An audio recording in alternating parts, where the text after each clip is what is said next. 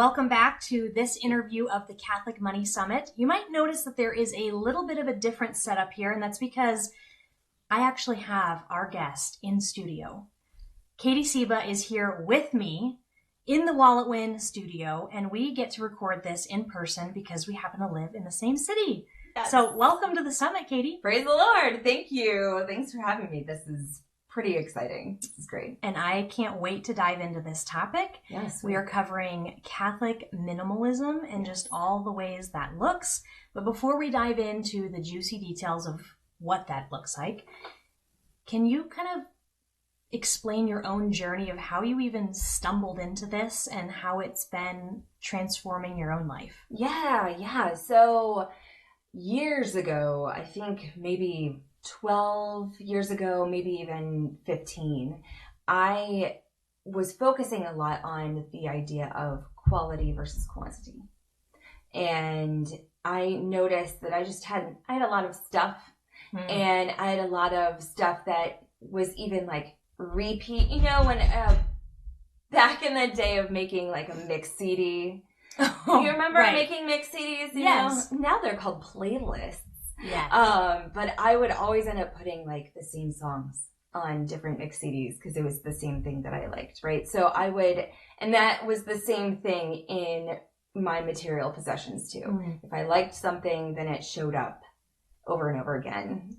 And I was expecting our third son, and we had a big announcement party. We invited family over to the house and surprised everyone with saying, we're having baby number 3, and everyone was so excited. And a family member came up to me and she said, "So, are y'all going to move?" And because you were kind of in like the first home that you'd moved into at this point. We were in our very first home that we purchased. It was 1,200 square feet in Louisiana, no basement. And it was an older home, so the storage was minimal. Sure. And I thought, oh gosh, do we have to move? I guess we have to move. And I felt through just this thought process, I felt this pressure. Like, oh, now we're having our third, so we have to get out of here and move into a bigger house. But then I realized this is the home that my husband can provide. We're a single income family. And so I'm going to not only make this home work for us, I'm going to make it ideal. I'm going to make this look like it's the perfect size for our family. And I started looking online, like simplifying, and I ended up finding some really great blogs that put into words sentiments that I had had for years, especially pointing back to quality over quantity. And then the more I was digging, the more I found emphasis on this quality and how living simply materially yields a really beautiful life. So I was very methodical about it. I made a list of all of the rooms in our house, which again, it was a small house, so it wasn't a really long list. And I went into each room and it would address one corner at a time. Or if it wasn't a corner, it was a portion of a wall at a time. And just checking things off. Plus I was pregnant, so I was super jazzed to like nest. Yeah. And it was really wonderful to see what the transformation was. Our living room was flooded with toddler toys at that time. And even though it was a small living room, with so many toys, it took us forever to clean up. And our children were too young to really be helpful in that regard. So cleaning up at night in just one room was imposing on my time with my husband, imposing on any kind of rest that I needed as someone who was pregnant, and I needed that chill time. After I purged just the living room, cleanup time went from 45 minutes to 5 minutes. And I realized, oh my gosh, this is amazing. Look at the time it's giving me. And my boys wanted to play in the living room so much more because there wasn't an overwhelming amount of stuff. Yeah. So thinking of minimalism in terms of material possessions, really opened my eyes up to what I call the John 10:10 life, right? The Lord said to us, I came that they might have life and have it to the full. And I've discovered very personally that in having fewer possessions, we live in a small home now, intentionally, and having these small, simple things, the quality of life that we have is enormous. And I love it, and I'm humbled by it. It's not something that comes from me, but I believe that living simply is a divine call. So specifically, I love the story of the rich young man. In any talk I give, wherever I go for speaking, I always bring up the rich young man because there's so much in that story. And truly, I find it to be one of the most heartbreaking of the gospel stories, outside of the crucifixion, of course. So you have this young man who approaches the Lord, and he says, this is paraphrased, of course, I'm checking all the boxes. I'm doing everything right. What else do I need to do and to gain the kingdom of heaven? And Jesus looks at him and says, okay, sell your possessions, give to the poor, follow me. And we know when we study scripture that follow me, that was a very specific invitation for this man to become a disciple. It wasn't like, hey, yeah, you should come listen to what I have to say sometimes. It was, come be with me. Come be my brother. And it says in this story, the man walked away sad. He had many possessions. And here's the deal with that. It's that the Lord, he asks us to do things that are beyond what we can manage on our own, right? All the time. All the time. Do you know something about that? All the time. But he never says, okay, go do the thing and then report back to me. And if you did a good job, then you can follow me. No, he invites this man to be a disciple before he's even gotten rid of his stuff and given to the poor. He says, here, go do this and come follow me. The man should have turned around, said, how do I do it? Help me do it. Peter walked on water. Why? The Lord commanded him and then gave him the grace to do it. The paralytic picked up his mat and went home because the Lord commanded him and gave him the grace to do it. And the Lord invites us to have a full life. He's not talking about possessions. He's talking about full of him. So what does that look like? So when I am explaining Catholic minimalism to anyone, what I do is I say, consider the specific call that the Lord has for your life. Now, a lot of us have these certain vocations, marriage, priesthood, etc. So we have that figured out, right? So what do you need in order to do that well? What do I need in order to do well as a homeschooling mom of 5? And you keep that and then trim the fat. What is getting in the way, either materially or on your schedule, or is it, social media on your phone? Whatever it is that's a time suck that's pulling you away from saying yes to the Lord. So many things I want to jump off. And dissect there. Yes. Oh, you gave some really rich examples. I just want to back up a pinch. Because I think that you're speaking about something that I want to say a lot of us have experienced at some point to some degree. And not even people who are Catholic. We see the culture shifting, millennials versus what was above us? Gen X, and then even above them was our parents, the baby boomers, who were like, it was all about stuff. It was about just accumulating, all about because they were raised by Depression era parents. Yes. And so, and the millennials are saying, I'd rather have experiences. They're this idea of quality not just another knickknack, started to matter. Yeah. And then, we've seen it with people selling homes and buying tiny houses or RVs and deciding that 200 square feet, ideally designed, can be perfect. Yeah, right. As long as they're doing, whatever it is that they feel called to do, and they're prioritizing the things that bring them life. So we're seeing these echoes. Yes. Kind of in the culture. Yes. But then I love this intersection of how we can bring our faith into that.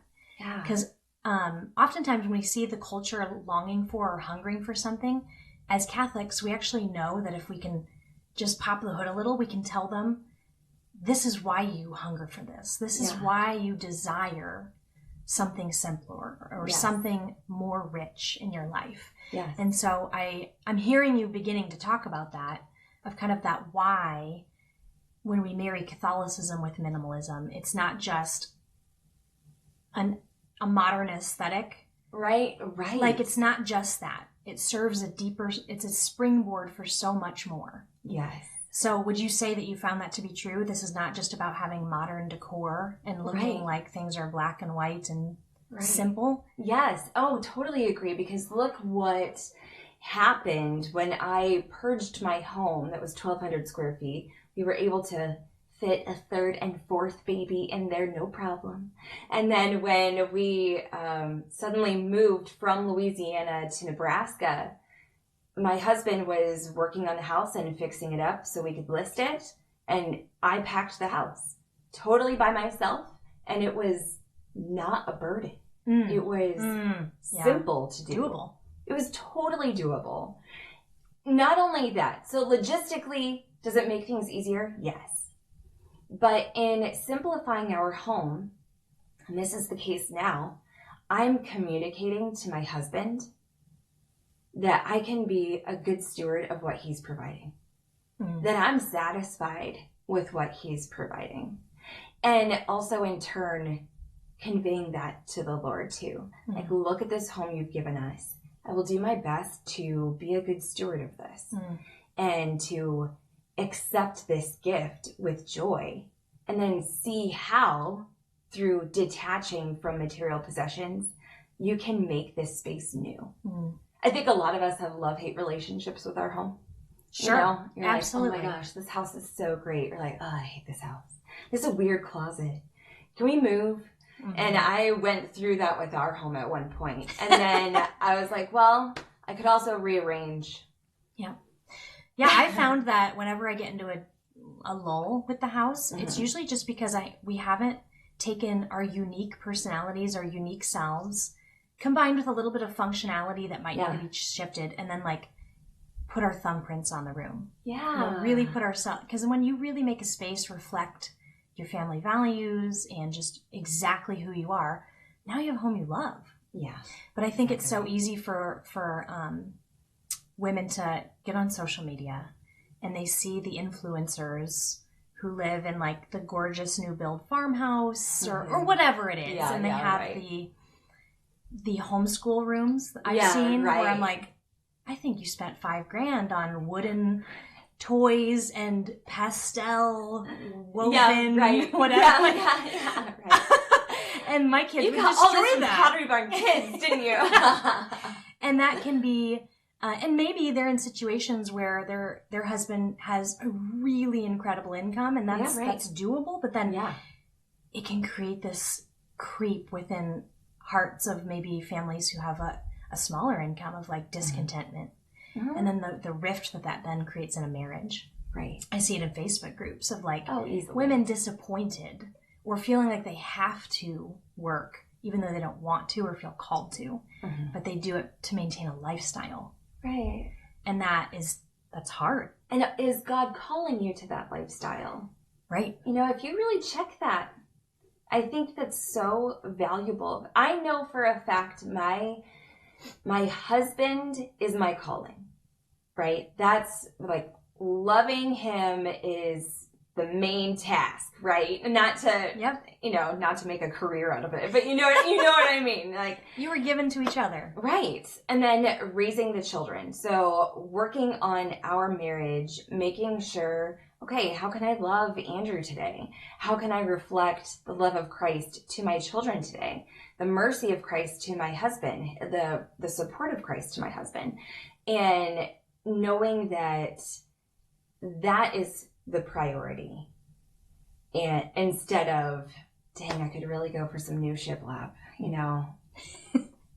We would all love some new shiplap. Yes, or whatever the flavor of the moment is. Yeah, right, exactly. So I'm hearing from you, I mean, the example you gave of the rich young man, that was somebody obviously with a lot of resources.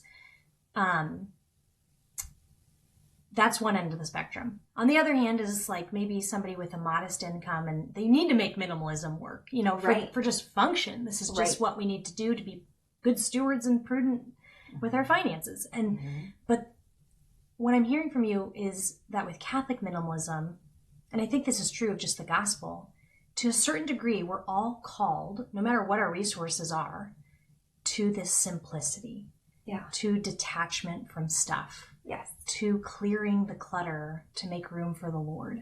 Yes. Is that kind of at that heartbeat of why we would even pursue minimalism? Yes, because when you're detached, then that means that material possessions specifically are in their right order. That you can have something that's valuable, and that's fine. That's good. Enjoy it. But know that it's a thing. Yeah. And you could be asked by the Lord tomorrow to give it away. You know, through simplicity and living with minimalism and practicing this for a really long time now. I mean, it's just how we live. Andrew and I have been able to be generous in ways that we didn't even consider before. We never would have considered before. Or we would have thought, there's no way we could ever give this thing or that thing away. Yeah. But when you regard things as things, and you see people as souls to love and support, then it really doesn't matter. And you can use minimalism to live a much bigger life. You know, you talked about millennials and experiences, and I went on a solo trip to Iceland. I loved following you through that. I loved creeping and watching It was the best. I was there for 6 days. And, you know, it took me 3 years to save up for that trip because we are a single income family. We have 5 children. We have other priorities than me skipping across the pond on a joy trip, you know? Yeah. So once I finally saved up enough and I went, you know, I got the funds through living more simply. I would hold up something that I would think, do I want to keep this? Or do I want to sell this and then have a cup of coffee in Iceland? Puts things into perspective. It really did. And then in being there, it was a beautifully spiritual experience. It was magnificent. Praying there, attending Mass there, and seeing the glory of God revealed in the nature there. It was so, so good for my soul that if I had not let go of things to sell them, I would not have had that experience at all. That wouldn't be a part of my current relationship with our Lord. And it was extremely fruitful. So Iceland is my experience, right? I recognize that that's unique to me. Yep.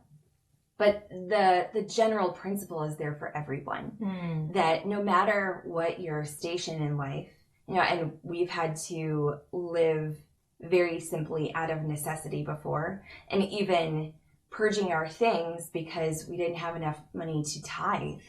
So we were using our material possessions to support others, to support the church. And that gave us so much joy because we knew that we could still contribute something, you know, and that there was value in it. Yeah. So regardless of where you are financially, living simply puts things in that right perspective. And then it opens your heart to hear the voice of God. And you say, okay, how can I help you today? What do you want from me to love your people today? And give me the grace to do it. I love it. And I think, you know, maybe, again, like on one end of the spectrum, it's going to help you live a prioritized but full life on the means given. But I think on the other perspective, it's going to help you not get caught in the stuff. I mean, like the rich young man. Yeah. It can be so easy. You know, we talk about this often of just like our hearts can get wrapped up in stuff so easily. The enemy uses this as a strategy, and it's not wrong to have things, but it's wrong to love them and to have an identity in them and to be caught up in them. Our minds are always to be kingdom focused. And I think that developing kind of this minimalism, even though maybe you have a lot of resources, is kind of just a form of fasting. Yeah. And just keeping it in check. Let's keep this is what we do as Catholics. Yeah, right. We keep things in balance. Yeah, right. If we indulge in any one direction or another, we get unhealthy. And that the church is always teaching that, always inviting us back to that virtuous middle.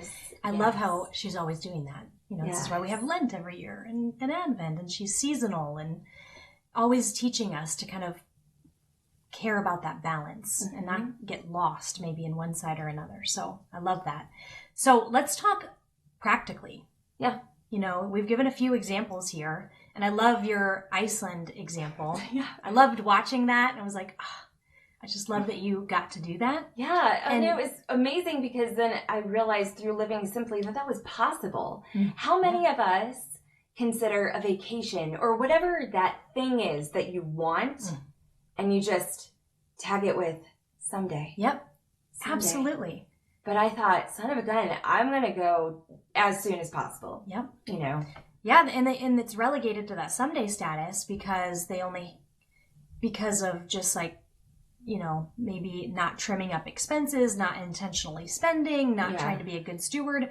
You only have $20 extra at the end of the month that wasn't spoken for. And of course, nobody can do anything with that. Yeah, right. Yeah. Or you're always negative every month. Like, there isn't margin. You have to intentionally create it. Right.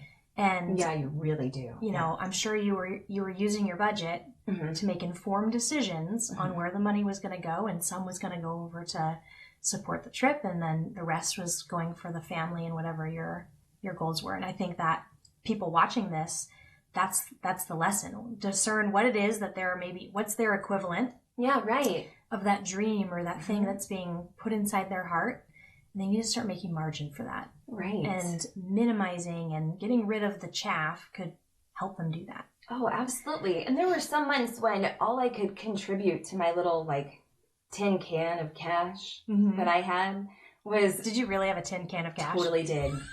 And I keep it now. It's in my drawer, and I'm like, it's representative. I love it. Still serves a purpose, right? Because minimalism. But I had this tin can where I just stashed, $3,000 over the course of 3 years. And some months I couldn't contribute anything. Some months I could contribute $5. But knowing I was putting something in there. And then my children knew that this was a priority for me. So on my birthdays, sometimes I would get a fistful of change from some of my kids. It was so beautiful. That's so sweet. So examining within yourself, what is it that you desire? And trust that the Lord gives us desires so he can show us, I fulfill them. And praying, always praying. I want this, Lord. So may I please have it. And if I can't, then give me the grace to bear this. Yeah. Because then he'll answer that too, Beautiful. Yeah. I mean, you see the jokes online of I'm just going to pay bills and then die. Yeah. Phrases like that. It's no, you weren't created just to pay bills and then die. Right. You were created just to clean up crap. Yeah. Right. In all your free time, as moms, no, in order to have a clean home, you do not need to sacrifice your downtime after the kids go to bed every single night for an hour and a half. Those are the wake up call moments of there might be something different. So you were asking me about logistics, though. Yeah. I apologize. I interjected. Oh, that's okay. Go on. So practicals. How could this look in somebody's life? So Catholic minimalism. We've already given some examples of getting rid of the toys or whatnot. And by the way, back to the house story. Yeah. Wasn't it just 50 years ago that families of 10 lived in 1,200 square foot homes and it wasn't a deal? It wasn't a thing. It wasn't a big deal. And nobody felt embarrassed about it, It's, So yes, it's all relative and the time that you're in. And so don't forget that yes, healthy, amazing families can live in smaller, more intentional spaces. Absolutely. Absolutely. So- Kids stack really well. You get some bunk beds and then they love it. Yeah. They love it. We actually have a set of bunk beds that my dad had when he was growing up. 8 kids in the home. Yeah. 1,200 square feet. But Yeah. he shared it with an older brother, and he even like carved his name in the wood. That's priceless to me to have that bunk bed set that he used to share. Okay, so we've talked about that. You mentioned earlier schedule. Mm-hmm. How can this spirit of Catholic minimalism come into that? Because I meet a lot of women that are like, they're stuck on the hamster wheel, and their adrenals are tapped out, and they don't know how to make the jigsaw work, but they stay on it. Right. Because they should, or they feel like they have to. Mm-hmm. So yeah, how could this apply? I've spoken with so many parents who they want to purge their stuff, and then they say, well, who has time for that? And then I think, okay, your stuff is not where you need to start. It's your calendar. Ooh, what's on your schedule for today? And does your schedule for today reflect the unique call that the Lord has for you? So again, going back to my vocation of being married to my husband, Andrew, and then we agreed a long time ago that I would be a stay-at-home mom and that I would homeschool them. So my day needs to reflect that first. One woman told me that teaching or being an aide in Sunday school was her vocation. I was like, okay, maybe you're talented for that. That is not your vocation. Your vocation is your husband. And she goes, well, I don't know. And when we recognize, okay, this is my first call, how can my day be oriented toward that? Sometimes we just have so much stuff going on, so many demands on ourselves, on each other, on our routines, activities that we've signed ourselves up for, being the chair of something, kids in sports, etc. Right? Yes. There's a whole litany of things. Mm-hmm. It is sometimes completely appropriate to walk away from all of it and say, all right, we're just going to be us for right now. We're just going to hard stop. Hard stop. Big no everywhere. Big no everywhere. Why? So you can focus on what the Lord is calling you to do. And then make sure you're really killing it in that area. Do a great job being a wife. Do a great job being a husband. Do a great job being a parent. And, I know COVID was so hard for so many of us. The silver lining in COVID for me was canceled plans. Yes. How many introverts? Oh my gosh, introverts. Yes. Like, yay! I love canceled plans. Oh, are you not going? Yes, me neither. Let's have a COVID party. You stay at your house, I'll stay at mine. Yes. I think that was a tremendous blessing for so many of us because where were we? We were at home with our people. And we didn't go into an office. We didn't go to the activities. And so what happened? Families became tighter. Or maybe you're like, I really need to be at the office. Sometimes that can happen too, of course. But I think having those hard no's everywhere helps you focus on what you need to be doing, what the Lord is asking you to do. And even though it's so taxing, Amanda, I grew up as a pseudo-only child. So I'm the youngest of 3, and my next sibling is about 8.5 years older than me. So when I was a little kid playing with dolls and stuff, my older siblings were in high school doing their own thing. I played by myself all the time, and I loved it. And then I grew up, got married, and had a bunch of people who surround me all day, every day. And I'm like, oh my gosh, remember how much alone time I had? It was great. And having this focus of saying no to things helps you thrive in that area and go beyond yourself. So the Lord asks things of us that are going to be maybe even contrary to our nature. Peter walked on water. People can't do that. But because Jesus said, come, then he did it. Mm-hmm. So the Lord can say, come, and you can do it if you're already where you need to be. Or maybe you're an extrovert who just like loves being busy and loves being with people, but things are on fire at home. Mm-hmm. And he's going to give you the grace to just slam it all down. Right. And to get simple for a season. Right. And it doesn't have to be forever. Right. It can be just a nice detox. Like, okay, we're wiping the slate to see what our priorities are. Mm-hmm. And then I will say yes to volunteering, or I will say yes to this thing at work, whatever it is, if it's in line with what the Lord is asking of me. And that's how you take Catholic minimalism and apply it to how you're spending your time. What is the Lord asking of me first? And you know what the scariest question I've ever asked my husband is, and I try to ask him daily now. Ooh, God, tell me. Are you ready? What can I do for you today? It's a servant's heart. It's so simple. I'm trying to have a servant's heart. But when I ask him, I try to make myself ready to detach from whatever my plans are for that day. Like you had these homeschool plans and this trip to the zoo and this errand, but he's gonna okay, call me to left field here. You are my priority.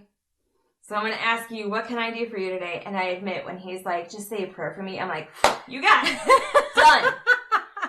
No problem. I'll say 1,000,000 prayers for you. But if he asks a certain thing like, oh, hey, I forgot this at home. Could you run it to the office? And whatever he asks of me, I move it to the top of my to-do list. Not because I'm amazing, but because I know God is asking me to love this man first. And I'll do that. And I know that he'll take care of everything else. If you just let go, if we detach, it doesn't mean that we're going to be robbed. No. It doesn't mean that we're going to be deprived of what brings us joy.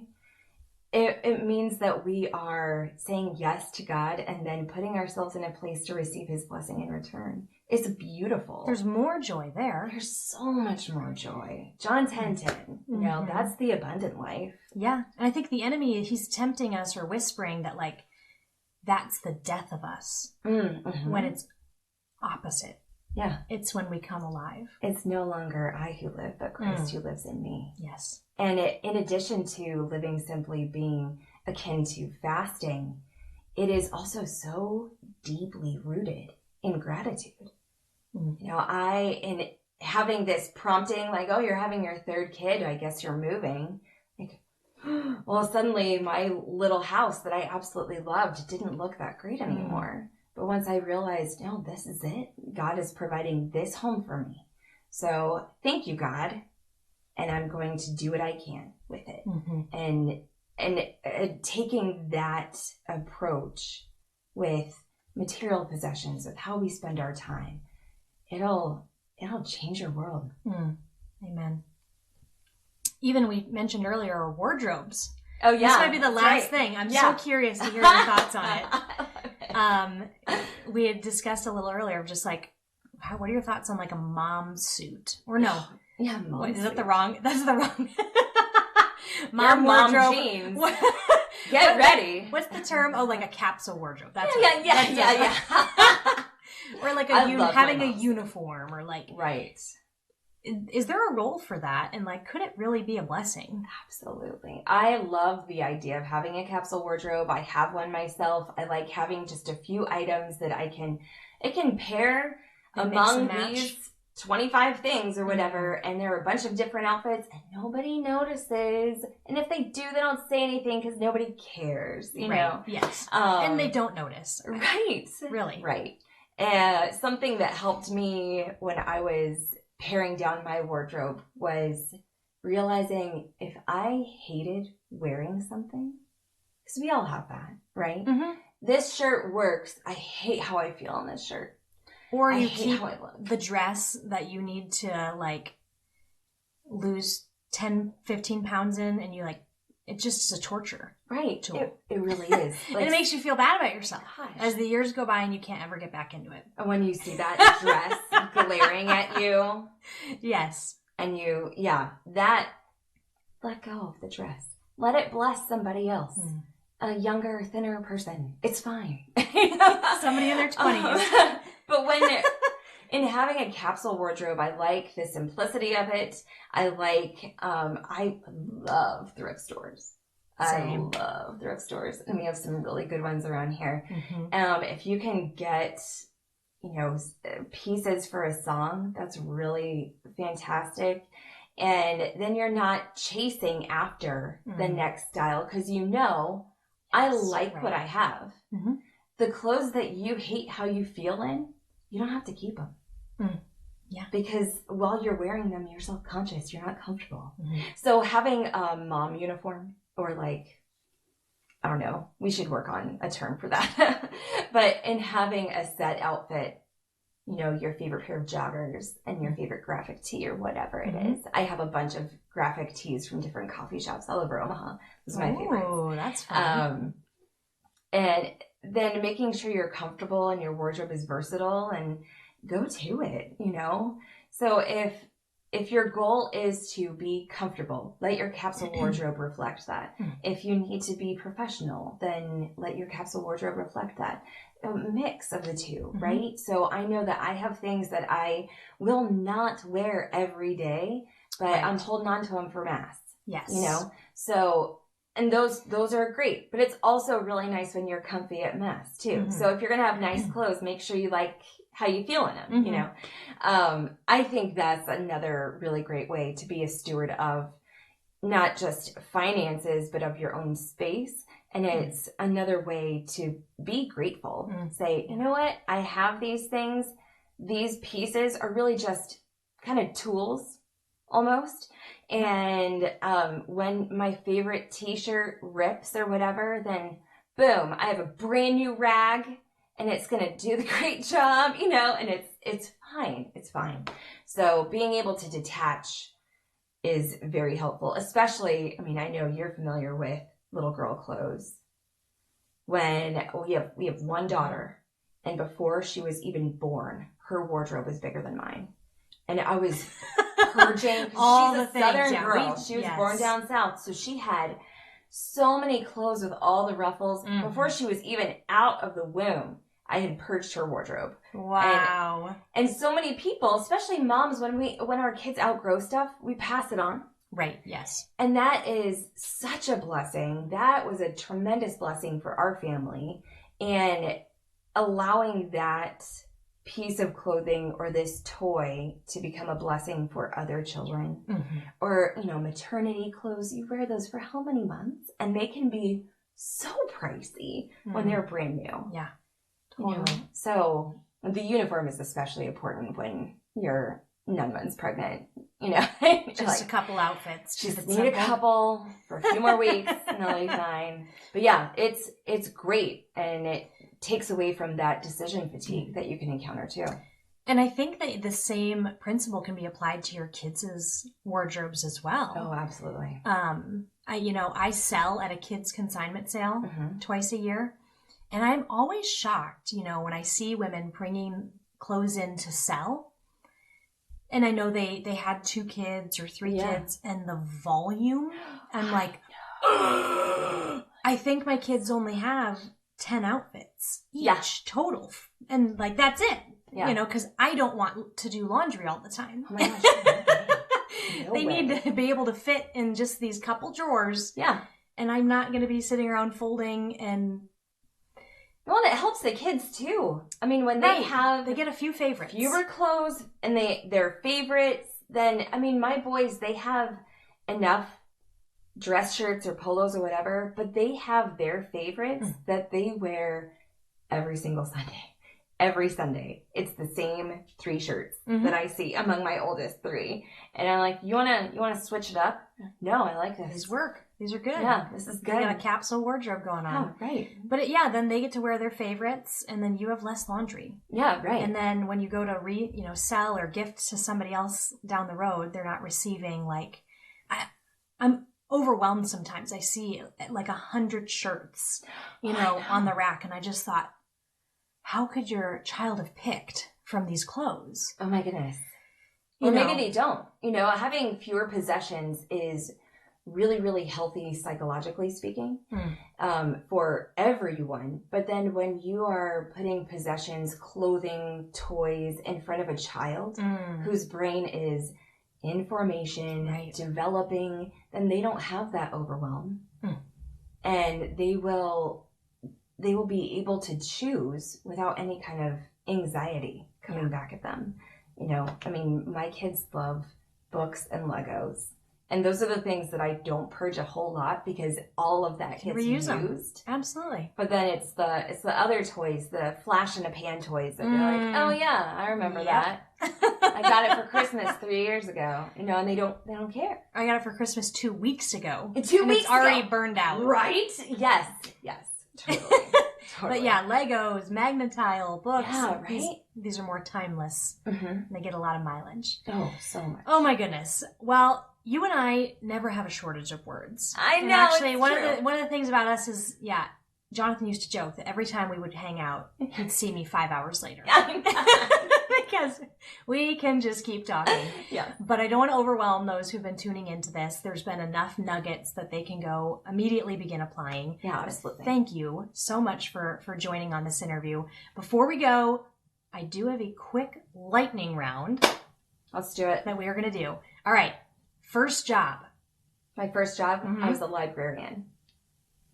Wow. Okay. I didn't know that. Yeah.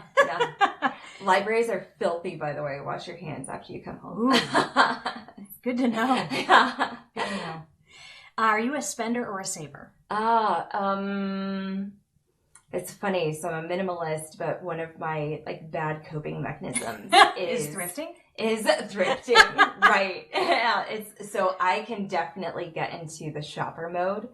But then, man, when I shift gears into saving, I am gung-ho. So I am all for whichever one fits the moment. Right.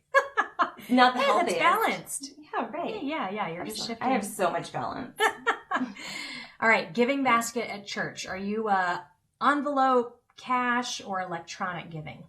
Envelope or cash. And actually our parish, they don't pass the basket ever. It's always in the back of the church. So, just drop it. Just drop it right in, and it's envelope or cash, either one. Very good. What is the hardest thing for you to spend money on? Or your least favorite thing to spend money on? Kids' shoes.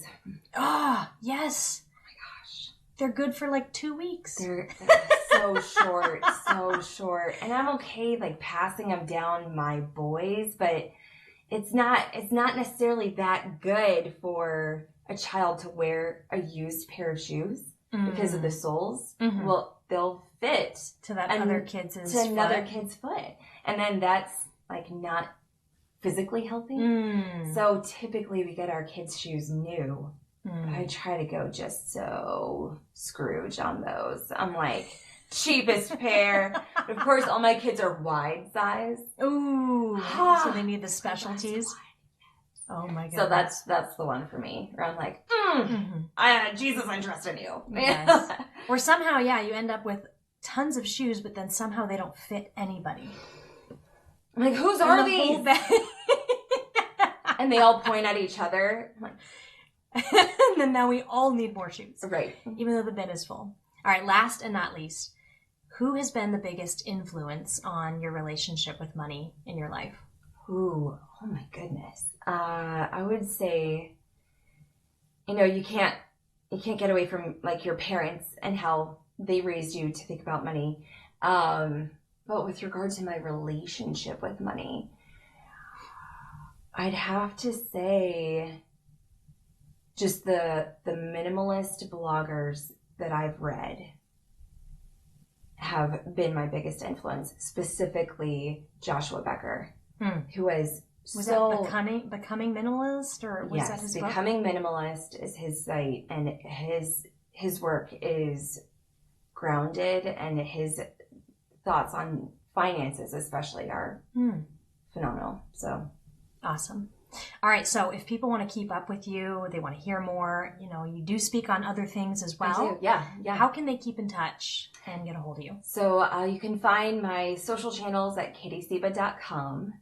And then, so I'm on Instagram and Facebook, and it's kind of a blend of family and business stuff. Yeah. So, yeah. And your handle is Katie Siba? Mm-hmm. Very good. Yep. All right, well, thanks for joining us on this interview. Everybody else who's watching, go watch another interview, and God bless. Bye for now.